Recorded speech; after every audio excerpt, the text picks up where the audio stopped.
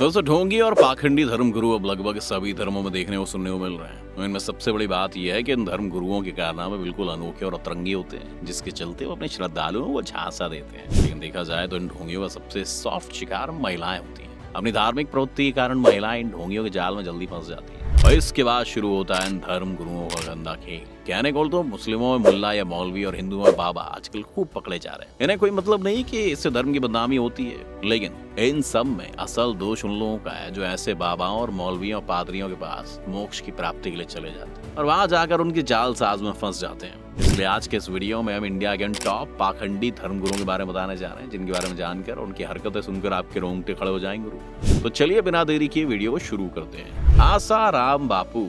एक समय में स्वयंभू बाबा आसाराम की दुनिया में करोड़ों लोग पूजा करते थे। कई भक्त गुरु ऐसे थे कि आसाराम को साक्षात ईश्वर के रूप मानने लगे थे। इन्हीं लोगों की भावनाओं को दरकिनार कर आसाराम और उनके बेटे नारायण साईं ने हजारों करोड़ों रुपए का भक्ति साम्राज्य खड़ा कर लिया। हालांकि एक नाबालिग बच्ची से बदसलूकी का मामला सामने आने के बाद उसकी इज्जत धूल में मिल गई। इसी के साथ ही उसकी सल्तनत भी ढहनी शुरू हो गई। जोधपुर की एक अदालत ने बच्ची से बदसलूकी के मामले में दोषी करार दिया और उम्र कैद की सजा सुनाई। इसके बाद से आसाराम अब तक जेल में बंद है। वहीं अगर आंकड़ों की बात करें, 1970 के दशक में साबरमती नदी के किनारे एक झोपड़ी से शुरुआत करने से लेकर देश और दुनिया भर में 400 से ज्यादा आश्रम बनाने वाले आसाराम ने सिर्फ 4 दशक में 10,000 करोड़ रुपए का साम्राज्य खड़ा कर लिया था। बता दें कि आसाराम का असली नाम असुमल हरपलानी है और इनका जन्म साल 1941 में पाकिस्तान के सिंध इलाके में हुआ था। विभाजन के बाद सिंधी व्यापारी समुदाय से संबंध रखने वाला उनका परिवार अहमदाबाद आ गया। तो 20 साल की उम्र में असमुल ने अध्यात्म की राह पकड़ी और लीला शाह को अपना गुरु माना। बस यहीं से असमुल का नाम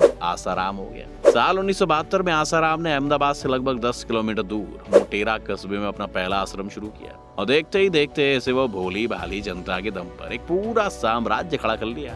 आसाराम पर हत्या, बलात्कार और हत्या के प्रयास के अलावा उनके आश्रमों पर जमीन हड़पने के भी आरोप लगे और अभी अपराधी जेल की सलाखों के पीछे। राम रहीम सिंह इंसान। गुरमीत राम रहीम सिंह इंसान पंजाब और हरियाणा में फैले हुए डेरा सच्चा सौदा का सर्वे सर्वा था। उसका जन्म 15 अगस्त 1967 को राजस्थान के श्रीगंगानगर जिले के गुरुसर मोदिया के जाट सिख परिवार में हुआ था। मैं 7 साल की उम्र में 31 मार्च 1974 को तत्कालीन डेरा प्रमुख शाह सतराम सिंह जी ने उसे इनाम दिया था। लेकिन उसके डेरा सच्चा सौदा के मालिक बनने और क्राइम की कहानी बहुत लंबी है। बताया जाता है कि इसके पीछे कितनी महिलाओं ने यात्रा सही है, ये कह पाना मुश्किल है। बस सलूकी के शिकार 2 महिलाओं की लंबे संघर्ष की वजह से राम रहीम गुनहगार साबित हुआ है। बता दें कि बस सलूकी होने के करीब 10 साल बाद तो इन पीड़ित महिलाओं के बयान 2009-2010 में दर्ज किए गए। इन महिलाओं ने जो बयान दिए उसे सुनकर किसी की भी आंखों में आंसू आ जाए। किस तरह एक ऐसा बाबा जो खुद को शक्तिशाली और महाबली बताता था, कैसे वो अपने डेरे और महिलाओं के साथ गुफा में छेड़छाड़ करता था। आश्रम में बाबा का आफास गुफा कहलाता। पीड़ितों ने बताया कि बाबा खुद को भगवान बताता था। साधवियों ने भी ये खुलासा किया कि बाबा के चेले बदसलूकी के लिए माफी शब्द का इस्तेमाल करते थे। जहाँ बाबा रहता था वहाँ सिर्फ महिला अनुयायियों की तैनाती हुआ करती थी। राम रहीम अपने डेरे में महाराजा जैसी जिंदगी जीता था। डेरे में उसके आराम के सभी साधन मुहैया कराए जा रहे थे। उसे राजाओं जैसी पोशाक पहनने का शौक था। उसके लिए ऐसी कई पोशाकें रोजाना तैयार करवाई जाती थी जिन्हें बाबा खुद ही डिजाइन करवाता था। बाबा जहाँ रहता था ना, उसे तो गुफा कहा जाता था, लेकिन असल में वो जगह किसी भी राजमहल से कम नहीं थी। यहाँ तक कि उसने अपने लिए राजाओं की तरह हरम तक बनवा रखा था, जिसमें 200 से ज्यादा सुंदर साध्वियों को रखा गया था। उसका दरवाजा बायोमेट्रिक कोड से खुलता था, लेकिन जब इसके काले कारनामों का घड़ा फूटा तो सब शीशे की तरह साफ हो गया और अब वो जेल की हवा खा रहा है। उसके ऊपर अनगिनत आपराधिक मामले दर्ज है। गुलजार अहमद भट्ट। जम्मू कश्मीर के बड़गांव इलाके में रहने वाले और खुद को सूफी संत बताने वाले गुलजार अहमद भट्ट को पुलिस ने हाल ही में जेल में बंद किया था। बता दें कि 42 साल के सैयद गुलजार पर आरोप था कि उसने बहुत सी नाबालिग लड़कियों के साथ अपने जाल में फंसाकर उनकी बदसलूकी की थी, जिसके बाद से अब वो जेल की हवा खा रहा है। चंद्रा स्वामी। दक्षिण भारत के सबसे प्रमुख बाबाओं में चंद्रा स्वामी का नाम शामिल है। चंद्रा स्वामी तत्कालीन प्रधानमंत्री पीवी नरसिम्हा राव का धार्मिक गुरु था। जैसे पीवी नरसिम्हा राव प्रधानमंत्री बने, चंद्रा स्वामी ने दिल्ली में विश्व धर्मायतन सनातन आश्रम खोल लिया था। चंद्रा स्वामी को दुनिया के कई बड़े राजनीतिज्ञों और क्रिमिनल्स का धार्मिक गुरु माना जाता है, जैसे दाऊद इब्राहिम, मार्गरेट थैचर, शेख ईसा बिन सलमान अल खलीफा। साल 1996 में चंद्रा स्वामी को एक ब्रिटेन के बिजनेसमैन के साथ फ्रॉड के मामले में पकड़ा गया था। इसके साथ ही चंद्रा स्वामी को राजीव गांधी हत्याकांड के लिए जेल हुई थी। Douglas Goodman. बता दें कि ईसाई धर्मगुरु डगलस गुडमैन पर भी 4 औरतों से छेड़छाड़ का मामला दर्ज किया गया था। दोस्तों ये अपनी बातों और व्यक्तित्व से सभी को आकर्षित करने में माहिर इंसान था।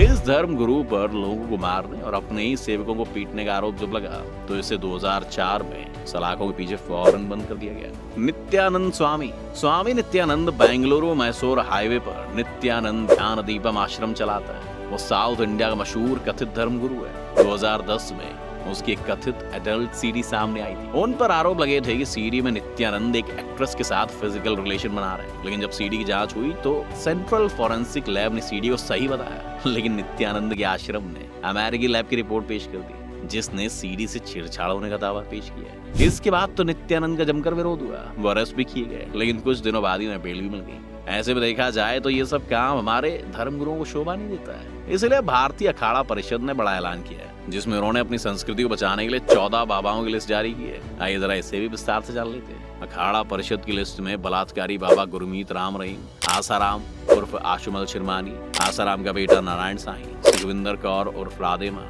निर्मल बाबा उर्फ निर्मलजीत सिंह के साथ साथ कई लोगों के नाम है। इलाहाबाद में अखिल भारतीय अखाड़ा परिषद की कार्यकारिणी की बैठक में लिस्ट जारी की गई है। इन बाबाओं का देशव्यापी बहिष्कार करने की अपील की गई है। इन बाबाओं के अलावा इस लिस्ट में सच्चिदानंद गिरी उर्फ सचिन दत्ता, ओम बाबा उर्फ विवेकानंद झा, इच्छाधारी भीमानंद उर्फ शिवमूर्ति द्विवेदी, स्वामी असीमानंद, ओम नमः शिवाय बाबा, कुश मुनि, बृहस्पति गिरी और मलकान गिरी शामिल है। वहीं इलाहाबाद के मठ बागंबरी गद्दी में अखिल भारतीय अखाड़ा परिषद की बैठक में लिस्ट जारी की गई। परिषद के महंत धर्मेंद्र गिरी ने कहा कि इन बाबाओं की वजह से सनातन धर्म को बहुत नुकसान हुआ है। अब इस सूची को अखाड़ा परिषद, केंद्र सरकार, सभी राज्य सरकारों, चारों पीठ के शंकराचार्य, 13 अखाड़ों के पीठाधीश्वरों को भेजेंगे और उनके बहिष्कार की मांग करेंगे। अखाड़ा परिषद कोशिश करेगा कि इन बाबाओं को कुंभ, अर्ध कुंभ और दूसरे धार्मिक समागमों में प्रवेश ना मिले, इसका भी इंतजाम किया जाएगा। लेकिन अब सवाल ये उठता है कि हिंदू धर्म गुरुओं ने तो इसका विरोध किया है और एक फैसला भी इन पाखंडियों की तरफ लिया है। ऐसे में क्या बाकी बचे पाखंडी धर्म गुरुओं पर पब्लिक और उनके हितैषी